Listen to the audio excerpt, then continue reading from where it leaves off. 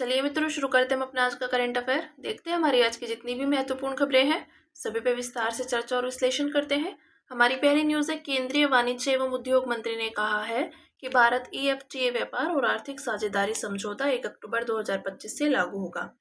तो TEPA पर मार्च 2024 में एक मुक्त व्यापार समझौते के रूप में हस्ताक्षर हुए थे।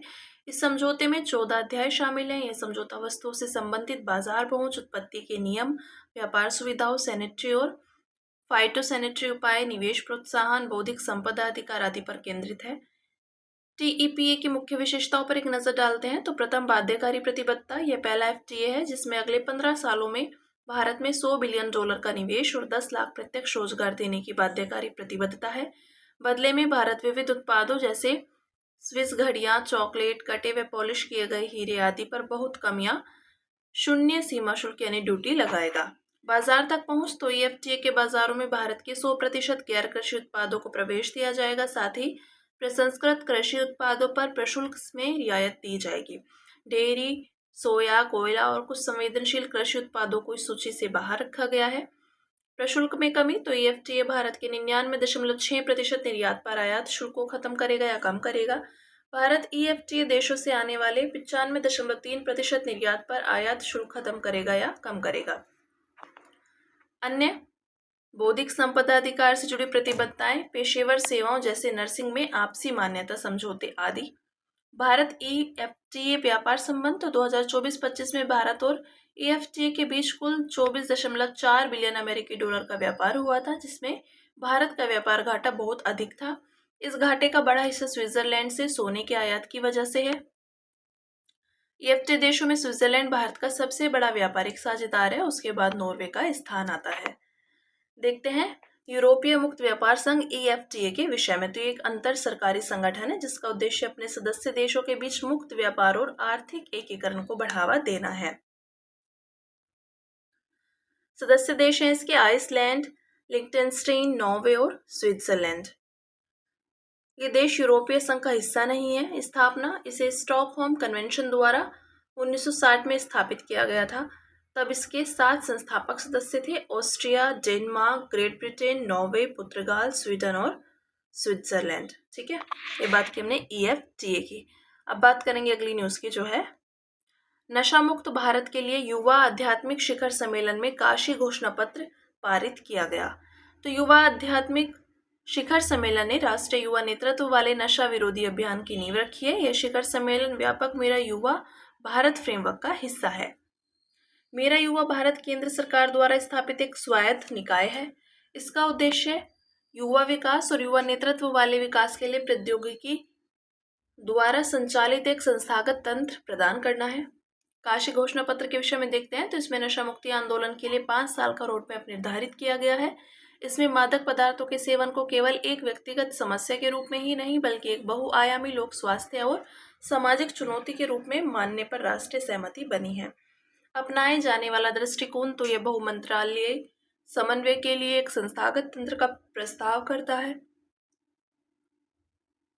इस तंत्र में एक संयुक्त राष्ट्र समिति का गठन, वार्षिक प्रगति की रिपोर्टिंग तथा प्रभावित व्यक्तियों को सहायता सेवाओं में से जोड़ने के लिए एक राष्ट्रीय मंच शामिल है। नशे से बचाव के लिए आध्यात्मिक, सांस्कृतिक, शैक्षिक और प्रौद्योगिकी प्रयासों का एकीकरण किया जाएगा। नशीले पदार्थों के दुरुपयोग को समाप्त करने के लिए उठाए गए अन्य कदम। तो नारकोटिक ड्रग्स और साइकोट्रोपिक सब्सटेंस अधिनियम 1985, नारकोटिक्स ड्रग्स और साइकोट्रोपिक सब्सटेंस अवैध व्यापार रोकथाम अधिनियम 1988, national action plan for drug demand reduction 2018 से 2025 और नशा मुक्त भारत अभियान NMBA 2020। भारत में नशीले पदार्थों के दुरुपयोग की स्थिति। तो मादक पदार्थों के दुरुपयोग पर राष्ट्रीय सर्वेक्षण 2019 के अनुसार शराब के उपयोग की व्यापकता वर्तमान में 10 से 75 वर्ष की आयु के बीच 14.6% लोग शराब का सेवन करते हैं। कैनबिस और ओपियोइड जैसे हेरोइन भारत में आमतौर पर इस्तेमाल होने वाला प्रचलित हो रहा मादक पदार्थ है।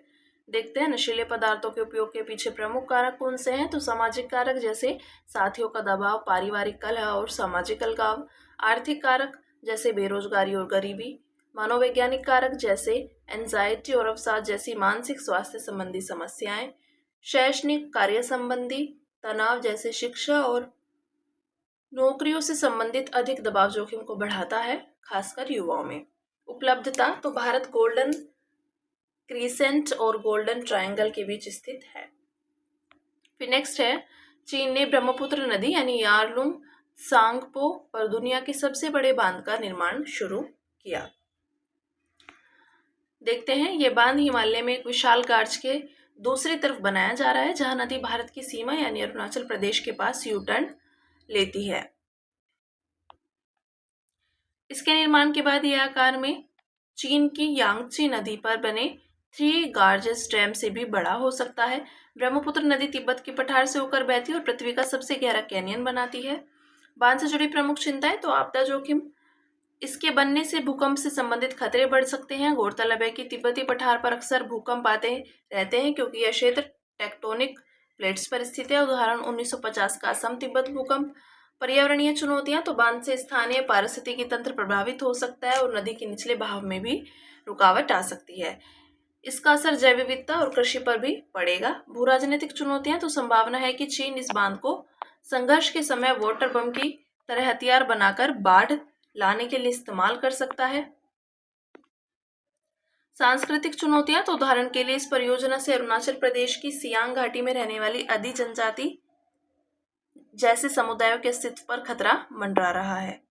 वर्ष 2006 में चीन और भारत ने सीमा पार नदियों से जुड़े मुद्दों को सुलझाने के लिए विशेषज्ञ स्तर की व्यवस्था शुरू की थी। इसके तहत बाढ़ के मौसम में ब्रह्मपुत्र और सतलज नदियों के हाइड्रोलॉजिकल डेटा साझा किए जाते हैं। भारत भी अरुणाचल प्रदेश में ब्रह्मपुत्र पर अपना जल विद्युत बांध बना रहा है। उल्लेखनीय है कि दोनों देश अंतर्राष्ट्रीय जलमार्गों के गैर नौगम्य उपयोग के कानून पर संयुक्त राष्ट्र कन्वेंशन 1997 के हस्ताक्षरकर्ता नहीं है। अब बात करेंगे अगली न्यूज़ की, जो है ICMR द्वारा ADFAL-CIVAX नामक स्वदेशी बहुचरणीय मलेरिया वैक्सीन विकसित की जा रही है। तो ये वैक्सीन जैव प्रौद्योगिकी विभाग एवं राष्ट्रीय इम्यूनोलॉजी संस्थान के साथ मिलकर तैयार की जा रही है। इसमें ICMR का क्षेत्रीय चिकित्सा अनुसंधान केंद्र भुवनेश्वर और राष्ट्रीय मलेरिया अनुसंधान संस्थान सहयोग कर रहे हैं। इसके विषय में देखते हैं। प्लाज्मोडियम फाल्सीपेरम यानी सबसे घातक मलेरिया परजीवी प्रजाति को 2 चरणों में लक्षित करना। मौजूदा वैक्सीन केवल एक जीवन चरण को लक्षित करती है, वही ADFAL-CIVAX परजीवी के जीवन चक्र के 2 महत्वपूर्ण चरणों को लक्षित करती है, जैसे प्री एरिथ्रोसाइटिक यानी यकृत चरण तथा संचरण सेक्सुअल चरण। रिकॉम्बिनेंट कैमेरिक वैक्सीन, तो कैमेरिक वैक्सीन से तात्पर्य उस वैक्सीन से है जो परजीवी के जीवन चक्र के विविध चरणों से एंटीजन को एक एकल इम्यूनोजन से संयोजित करती है। रिकॉम्बिनेट डीएनए प्रौद्योगिकी एक ऐसी प्रक्रिया है जिसमें विविध स्रोतों से डीएनए अणुओं को मिलाकर एक नया डीएनए अनुक्रम बनाया जाता है। स्वदेशी विकास, तो यह उन्नत मलेरिया वैक्सीन अनुसंधान एवं विकास में वैश्विक स्तर पर भारत के प्रवेश का प्रतीक है। मौजूदा मलेरिया वैक्सीन की तुलना में ADFAL-CIVAX के लाभ तो व्यापक सुरक्षा, मौजूदा WHO द्वारा अनुशंसित वैक्सीन RTS/ASO1, मास्क्यूरिक्स और R21 और मैट्रिक्स M के विपरीत ADFAL-CIVAX दोहरे चरण पर सुरक्षा प्रदान करती है। इम्यून इवेजन का कम खतरा और बेहतर दीर्घकालिक इम्यूनिटी, अर्थात यह वैक्सीन शरीर में बेहतर और लंबे समय तक सुरक्षा प्रदान कर सकती है। इसको कमरे के तापमान पर 9 महीने तक संरक्षित किया जा सकता है, जबकि अन्य वैक्सीन में यह क्षमता नहीं होती। लागत प्रभावी विनिर्माण, तो यह वैक्सीन कटोकॉक्स लेप्टिस नामक बैक्टीरिया प्रणाली में सुरक्षित और आसानी से बनाई जा सकती है, इससे इसका उत्पादन सस्ता हो जाता है। देखते हैं मलेरिया के विषय में, तो मलेरिया एक प्राणघातक बीमारी है जो प्लाज्मोडियम परजीवी के कारण होती है तथा यह एक व्यक्ति से दूसरे व्यक्ति में नहीं फैलती। यह संक्रमित मादा एनाफिलीज मच्छरों के काटने से फैलता है। भौगोलिक प्रसार, तो अधिकांशतः उष्णकटिबंधीय देशों में 5 प्लाज्मोडियम प्रजातियों से मनुष्यों को मलेरिया होता है। P. falciparum, P. vivax, P. malaria, P. ovale और P. knowlesi। ठीक है, फिर अगली न्यूज़ है हमारी, राष्ट्रीय नमूना सर्वेक्षण ने 75 वर्ष पूरे किया। तो राष्ट्रीय नमूना सर्वेक्षण की स्थापना 1950 में PC महालनोबिस ने की थी। इसे देश भर से यादृच्छिक नमूनाकरण के आधार पर आर्थिक और सामाजिक जानकारी एकत्र करने के लिए स्थापित किया गया था। इसके विषय में देखते हैं। मंत्रालय है सांख्यिकी और कार्यक्रम कार्यान्वयन मंत्रालय। अध्यक्ष एक महानिदेशक इसका अध्यक्ष होता है, जो अखिल भारतीय आधार पर बड़े पैमाने पर नमूना सर्वेक्षणों के संचालन के लिए जिम्मेदार है। कवरेज, तो सामाजिक आर्थिक विषयों पर पारिवारिक सर्वेक्षण, उदाहरण के लिए जनसंख्या, जन्म, मृत्यु, प्रवासन, प्रजनन क्षमता, परिवार नियोजन आदि। भूमि जोत, पशुधन और कृषि पर सर्वेक्षण, स्थापना सर्वेक्षण और उद्यम सर्वेक्षण। तो उदाहरण के लिए असंगठित क्षेत्र में गैर कृषि उद्यम और ग्रामीण क्षेत्रों में ग्रामीण खुदरा कीमतों का संग्रह। ग्राम सर्वेक्षण तो भारतीय गांव में बुनियादी ढांचा सुविधाओं की उपलब्धता पर जानकारी एकत्र करना। एनएसएस के 4 प्रभाग, तो डिवीजन, सर्वेक्षण, डिजाइन और अनुसंधान प्रभाग, ये कोलकाता में स्थित है। ये सर्वेक्षणों की तकनीकी योजना, अवधारणाओं व परिभाषाओं के निर्माण, नमूना डिजाइन आदि के लिए जिम्मेदार है। क्षेत्र संचालन प्रभाग, तो इसका मुख्यालय दिल्ली, फरीदाबाद में स्थित है। यह प्राथमिक डेटा के संग्रह के लिए जिम्मेदार है। डेटा प्रोसेसिंग प्रभाग, तो इसका मुख्यालय कोलकाता में। यह नमूना चयन, सॉफ्टवेयर विकास, डेटा प्रसंस्करण, सत्यापन और सारणीकरण के लिए जिम्मेदार है। सर्वेक्षण समन्वय प्रभाग, तो नई दिल्ली में स्थित है। यह एनएसएस के लिए अलग अलग प्रभागों की सभी गतिविधियों का समन्वय करता है। ठीक है, देखते हैं एनएसएस के प्रमुख सर्वेक्षण। तो शहरी फ्रेम सर्वेक्षण चरण 2022 से 2027, इसे शहरी क्षेत्रों के लिए एक विश्वसनीय नमूना फ्रेम तैयार करने और उसे अपडेट करने के लिए अब आयोजित किया जाता है। सामाजिक आर्थिक सर्वेक्षण आयोजित करने के लिए महत्वपूर्ण है। उद्योगों का वार्षिक सर्वेक्षण, तो यह संगठित विनिर्माण क्षेत्र की समृद्धि, संरचना और बदलावों का मूल्यांकन करने के लिए संपन्न किया जाता है। आवधिक श्रम बल सर्वेक्षण, तो इसका आयोजन 2017 से किया जा रहा है। सर्वेक्षण श्रम बल के आंकड़ों को प्राथमिक स्रोत है। मूल्य सर्वेक्षण, तो उपभोक्ता मूल्य सूचकांक शहरी और ग्रामीण, उपभोक्ता मूल्य सूचकांक कृषि श्रमिक, ग्रामीण श्रमिक तथा थोक मूल्य सूचकांक। बात करेंगे अन्य सुर्खियों की, जिसमें पहली न्यूज है M23 विद्रोही। तो हाल ही में रवांडा समर्थित M23 विद्रोही समूह और डेमोक्रेटिक रिपब्लिक ऑफ कांगो ने पूर्वी कांगो में स्थायी युद्ध विराम के लिए प्रतिबद्धता जताई। इसके विषय में देखते हैं। M23 को 23 मार्च मूवमेंट भी कहा जाता है। ये मुख्य रूप से तुत्सी जातीय समुदाय का सशस्त्र विद्रोह समूह है। यह समूह खनिज संसाधन समृद्ध पूर्वी डेमोक्रेटिक रिपब्लिक ऑफ कांगो में कांगो सेना के खिलाफ लड़ रहा है। इस विद्रोही समूह का नाम वास्तव में 23 मार्च 2009 को हुए समझौते से जुड़ा है, जो CNDP यानी तुत्सी ने नेतृत्व वाला विद्रोही समूह और कांगो सरकार के बीच तुत्सी विद्रोह को समाप्त करने के लिए हुआ था। CNDP के पूर्व सदस्यों ने 2009 के समझौते के क्रियान्वयन में विफलता, अल्पसंख्यकों की सुरक्षा और संसाधनों के समान वितरण के मुद्दों को लेकर वर्ष 2012 में M23 मूवमेंट की शुरुआत की। Next, Codex Alimentarius commission CAC।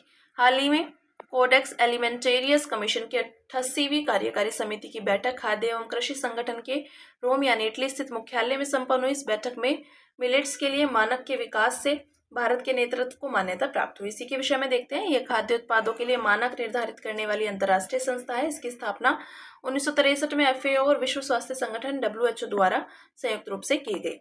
इसका मुख्य कार्य FAO और WHO के संयुक्त खाद्य मानक कार्यक्रम को लागू करना है। कोडेक्स एलिमेंटेरियस वे अंतर्राष्ट्रीय खाद्य मानक और आचार संहिताएं जो वैश्विक खाद्य व्यापार में सुरक्षा, गुणवत्ता और निष्पक्षता सुनिश्चित करती हैं। सदस्य हैं 189, इनमें 188 सदस्य देश और यूरोपीय संघ शामिल है। फिर नेक्स्ट, बीट्रा द्वीप। तो लक्षद्वीप प्रशासन रक्षा उद्देश्यों के लिए बीट्रा द्वीप के अधिग्रहण पर विचार कर रहा है। इसके विषय में देखते हैं। लक्षद्वीप का मानव बसावट वाला सबसे छोटा द्वीप है। इस द्वीप का क्षेत्रफल 0.105 वर्ग किलोमीटर है। अरब सागर में अगती द्वीप के पास ये स्थित है। जलवायु कोपेन की जलवायु वर्गीकरण प्रणाली के तहत AW अर्थात उष्ण कटिबंधीय सवाना के रूप में वर्गीकृत है। प्रतिवर्ष औसतन 1600 मिलीमीटर वर्षा होती है। लक्षद्वीप के बारे में, तो भारत का सबसे छोटा केंद्र शासित प्रदेश है। लक्षद्वीप अरब सागर में स्थित 36 प्रवाल द्वीपों से मिलकर बना है। इसकी 3 मुख्य भौगोलिक विशेषताएं में एटोल, लैगून और रीफ शामिल है। नेक्स्ट है इन विट्रो बायो ट्रांसफॉर्मेशन। तो चीन के शोधकर्ताओं ने इन विट्रो बायो ट्रांसफॉर्मेशन प्रणाली विकसित की है, जो मेथनॉल से सुक्रोज का संश्लेषण करती है। मेथनॉल औद्योगिक अपशिष्ट या कार्बन डाइऑक्साइड से प्राप्त किया गया है। CO2 का खाद्य पदार्थों और रसायनों में यह कृत्रिम रूपांतरण पर्यावरण और जनसंख्या संबंधी चुनौतियों का समाधान कर सकता है। इसके विषय में देखते हैं। बायो ट्रांसफॉर्मेशन वह प्रक्रिया है जिसके द्वारा किसी पदार्थ को जैविक कारक को मुख्यतः एंजाइम की चयापचय गतिविधि द्वारा रासायनिक रूप से परिवर्तित किया जाता है। जब यह प्रक्रिया शरीर के बाहर यानी इन विट्रो पृथक कोशिकाओं या एंजाइमों का उपयोग करके की जाती है, तो इसे इन विट्रो बायो ट्रांसफॉर्मेशन कहा जाता है। फिर नेक्स्ट है national mobile monitoring system app. तो हाल ही में रूस के कामचटका प्रायद्वीप में भूकंप के 5 प्रबल झटके महसूस किए गए। इसके विषय में देखते हैं। रूस के सुदूर पूर्व में स्थित है। यह पूर्व में बेरिंग सागर और प्रशांत महासागर से तथा पश्चिम में ओखोट्स्क सागर से घिरा हुआ है। यह प्रशांत महासागर के रिंग ऑफ फायर में स्थित है। इसे प्राय फायर एंड आइस की भूमि के रूप में जाना जाता है। कुरिल द्वीप समूह रूप के रूस के कामचटका प्रायद्वीप के दक्षिणी सिरे से लेकर जापान के होकाइडो द्वीप के उत्तर पूर्वी तट तक फैला हुआ है। कुरिल द्वीप रूप समूह रूस और जापान के बीच विवादित क्षेत्रकों में से एक है। फिर नेक्स्ट है बायो मॉलिक्यूलर एम्यूलेटर। तो हाल ही में बायो मॉलिक्यूलर एम्यूलेटर नामक डीप लर्निंग सिस्टम विकसित किया गया है जो प्रोटीन संरचना और उनकी गतिशील अवस्थाओं का सटीक पूर्वानुमान कर सकता है। इसके विषय में देखते हैं। इसे माइक्रोसॉफ्ट तथा संयुक्त राज्य अमेरिका के राइस विश्वविद्यालय और जर्मनी के फ्री यूनिवर्सिटेट के शोधकर्ताओं ने विकसित किया है। यह किसी प्रोटीन द्वारा जैविक परिस्थितियों में अपनाए जाने वाले सभी संभावित आकारों का पूर्वानुमान करता है। यह रिजोल्यूशन स्तर पर प्रोटीन की लचीलेपन का मॉड्यूल तैयार करने में सक्षम है। इसे अल्फाफोल्ड के डेटाबेस से प्रशिक्षित किया गया है। अल्फाफोल्ड गूगल डीप माइंड द्वारा विकसित एआई मॉडल है। प्रोटीन की संरचना का पूर्वानुमान करता है। लाभ यह तेज गति वाला और किफायती मॉडल है एवं बड़े पैमाने पर पूर्वानुमान कर सकता है। यह एकल ग्राफिक्स प्रोसेसिंग यूनिट पर प्रति घंटे हजारों प्रोटीन संरचनाएं तैयार कर सकता है। साथ ही यह ओपन सोर्स मॉडल है। फिर नेक्स्ट, मानगढ़ नरसंहार 1913। तो राजस्थान, मध्य प्रदेश, गुजरात और महाराष्ट्र के आदिवासी समुदायों ने मानगढ़ धाम में इकट्ठा होकर अलग भील प्रदेश की अपनी मांग को दोहराया। मानगढ़ धाम 1913 के मानगढ़ नरसंहार की स्थल है। इसे राजस्थान का जलियांवाला बाग भी कहा जाता है। यह स्थल राजस्थान के बांसवाड़ा जिले में है। इसके विषय में देखते हैं। गुरु गोविंद गिर के नेतृत्व में भील आदिवासियों ने जमींदारों से उचित मजदूरी की मांग को लेकर मानगढ़ पहाड़ी पर एकत्रित हुए थे। इस दौरान यह अफवाह फैल गई कि आदिवासी लोग स्थानीय शासकों और अंग्रेजों के खिलाफ विद्रोह की योजना बना रहे हैं। ब्रिटिश सैनिकों ने आदिवासियों की भीड़ पर बम फेंकना और गोलीबारी शुरू कर दी। इस घटना में लगभग 1000 से 1500 आदिवासी मारे गए। नेक्स्ट, हाटी जनजाति। तो हाल ही में हिमाचल प्रदेश के हाटी जनजातीय समुदाय में जाजरा नामक बहुपति विवाह प्रथा संपन्न हुई। गौरतलब है कि हाटी समुदाय को हिमाचल प्रदेश में अनुसूचित जनजाति यानी एसटी का दर्जा प्राप्त है। राजस्व कानूनों में इस वैवाहिक प्रथा को जोड़ीदार के नाम से मान्यता प्राप्त है। बहुपति प्रथा वास्तव में बहुविवाह का एक रूप है। इसमें एक महिला एक ही समय में एक से अधिक पुरुषों से विवाह करती है। कारण इसकी तो पुश्तैनी भूमि का विभाजन रोकना, भाईचारे और संयुक्त परिवार को बढ़ावा देना आदि। हाटी जनजाति के विषय में तो इस समुदाय के लोग हिमाचल प्रदेश और उत्तराखंड के ट्रांसगिरी क्षेत्र यानी गिरी और टोंस नदियों के पास में रहते हैं। इस समुदाय के लोगों का आपस में घनिष्ठ संबंध होता है। इस जनजाति का नाम उनके पारंपरिक व्यवसाय से पड़ा है। लोग अपने उत्पाद, मांस आदि को छोटे बाजार बेचते हैं जिसे हाट कहा जाता है। अंत में बात करेंगे सुर्खियों में रहे व्यक्तित्व की, जो है मंगल पांडे 1827 से 1857। तो प्रधानमंत्री ने महान स्वतंत्रता सेनानी मंगल पांडे को उनकी जयंती पर श्रद्धांजलि अर्पित की। जन्म बलिया जिला, उत्तर प्रदेश। वे 1849 में 22 साल की आयु में ब्रिटिश ईस्ट इंडिया कंपनी की 34वीं बंगाल नेटिव इन्फेंट्री में शामिल हुए थे। प्रमुख योगदान उन्होंने 1857 की क्रांति यानी सिपाही विद्रोह में महत्वपूर्ण भूमिका निभाई। उन्होंने सैनिकों को चर्बी वाले कारतूस दिए जाने का विरोध किया। उन्होंने 29 मार्च 1857 को कोलकाता के पास बैरकपुर में खुले विद्रोह की शुरुआत की, जिसने 1857 की क्रांति की चिंगारी भड़का दी। उनका कोर्ट मार्शल किया गया और 8 अप्रैल 1857 को बैरकपुर में फांसी दे दी गई। मूल्य, साहस, नेतृत्व, दृढ़ संकल्प, देशभक्ति आदि। ये बात की हमने मंगल पांडे की। तो हमारी आज की जितनी भी महत्वपूर्ण खबरें थी, हमने सभी पर विस्तार से चर्चा और विश्लेषण किया। अब इसी के साथ मिलते हैं कल अपनी नई खबरों के साथ।